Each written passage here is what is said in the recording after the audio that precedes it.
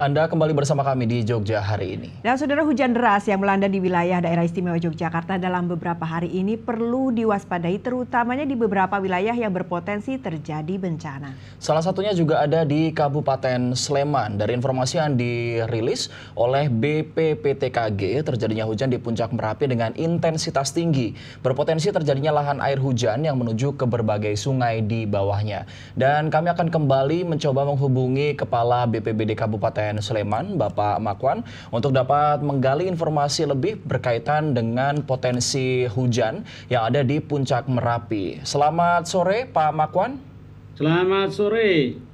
Baik, Pak Makwan, semoga koneksi kita kali ini lebih lancar begitu ya. Tadi menyambung yang saya tanyakan sebelumnya, Pak, untuk hari ini pantauan dari BPBD di Kabupaten Sleman begitu ya, di Puncak Merapi seperti apa, Pak, potensi hujannya?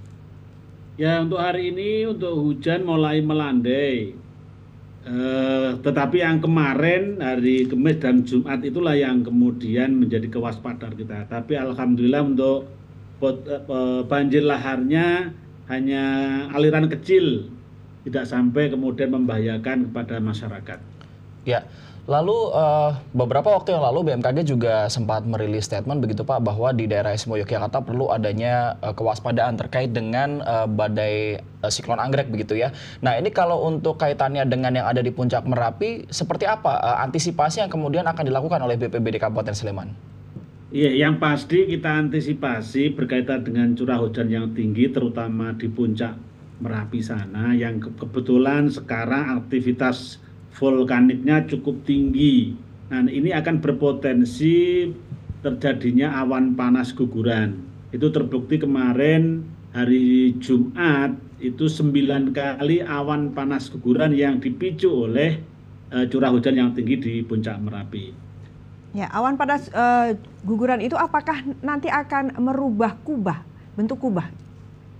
Jadi gini, awan panas guguran itu adalah guguran yang terdiri dari material kubah karena ada curah hujan yang tinggi di Puncak Merapi, sehingga ada terjadi namanya letusan-letusan kecil. Karena apa? Karena ada perbedaan tekanan yang dari dalam magma yang keluar dari di permukaan puncak, kemudian bergabung jadi satu dengan material lama, itu akan gugur menimbulkan awan panas. Jadi campuran antara material baru dengan material lama, kemudian itu karena lerengnya cukup curam sehingga menimbulkan guguran. Dan kemarin terpantau 3 km ke arah Kali Bebeng barat daya. Ya, Pak Makwan, bisa dijelaskan Pak, kalau misal nantinya terjadi hujan deras begitu di Puncak Merapi, kira-kira bagian dari sungai mana Pak yang perlu diwaspadai? Apakah tadi yang Bapak jelaskan Bebeng, kemudian apakah juga sampai ke Kerasa dan Kali Kuning, atau yang seperti apa Pak?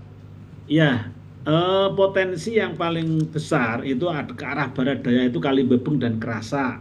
Kemudian yang ke selatan itu ke Kali Boyong. Jadi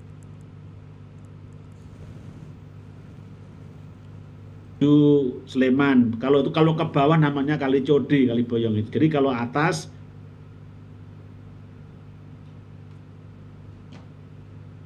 nah ini potensi untuk banjir laharnya kecil sekali.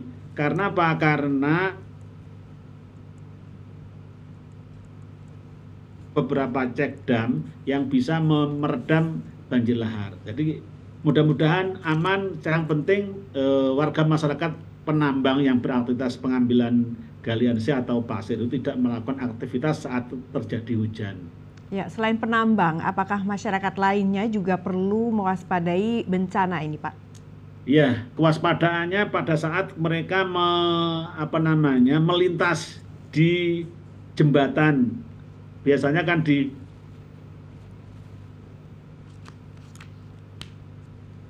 warga masyarakat untuk bergerak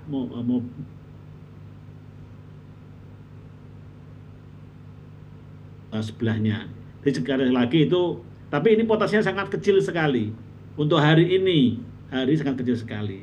Ya. Kebetulan juga untuk wilayah Sleman ke arah barat laut atau barat daya, sehingga abu awan panas guguran yang terjadi itu tidak. Baik. Karena masih aman. Ya, Pak Makwan, terakhir Pak, tadi Anda menyebutkan bahwa ada potensi awan panas guguran begitu ya, yang bisa disebabkan oleh adanya hujan deras. Kemudian juga ada potensi banjir lahar dingin. Untuk aktivitas pariwisata Pak, karena di lereng Merapi kan ada beberapa aktivitas pariwisata yang aktif begitu ya. Tidak hanya di beberapa destinasi wisata, namun juga ada atraksi Jeep Merapi begitu ya, yang ada di Kali Kuning. Apakah ini juga perlu pewaspadaan begitu Pak? Dan kemudian apakah juga sampai perlu penutupan mungkin? Iya betul, kewaspadaan tetap perlu, tapi kalau penutupan belum. Karena kalau Kali Kuning lebih cenderung panasnya masuknya itu ke Hulu, Boyong, dan Bebeng. Untuk Kali Kuning hanya air saja, nanti seandainya pun terjadi namanya banjiran di Kali Kuning. Tapi tetap para wisatawan kami berharap mematuhi zona bahaya yang direkomendasi, yaitu 5 km untuk Kali Boyong, 5 km dari puncak untuk Kali Kuning, 5 km untuk Kali Gindol, dan Kali Opak. Jadi sekali lagi, selama itu dipatuhi insya Allah aman untuk zona bahaya ini. Jadi sekali lagi, seperti aktivitas itu tetap masih aman karena mereka beraktivitas di luar zona bahaya yang direkomendasi oleh Badan Geologi atau BPPTKG. Ya, Itu. baik.